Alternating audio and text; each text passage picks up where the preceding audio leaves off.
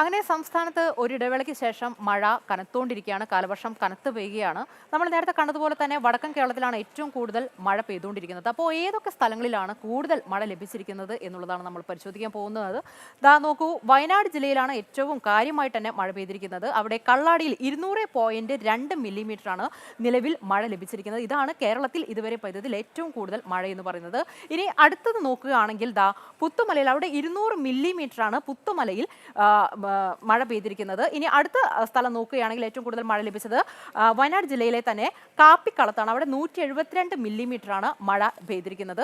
അടുത്ത സ്ഥലം ദാ നോക്കൂ, വയനാട് ജില്ലയിൽ തന്നെ മക്കിയാട്, അവിടെ 144 മില്ലിമീറ്ററാണ് ഇതുവരെ ലഭിച്ചിരിക്കുന്നതിൽ ഏറ്റവും കൂടിയ മഴ എന്ന് പറയുന്നത്.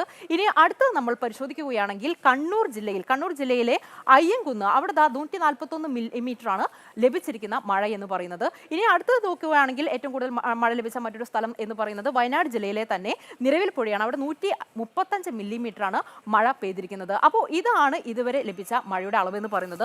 ഇതിപ്പോൾ കാലാവസ്ഥാ നിരീക്ഷണ കേന്ദ്രം പറഞ്ഞിരിക്കുന്നത് അടുത്ത 5 ദിവസം കൂടി കാര്യമായിട്ടുള്ള മഴ തുടരും എന്നാണ്. അതുകൊണ്ട് തന്നെ മഴയുടെ അളവിലും കാര്യമായിട്ടുള്ള ഏറ്റക്കുറച്ചിലുകളൊക്കെ ഉണ്ടാകും. പക്ഷേ ജാഗ്രതയുടെ കാര്യം അതുപോലെ തന്നെ തുടരണം, കരുതണം, ശ്രദ്ധിക്കണം.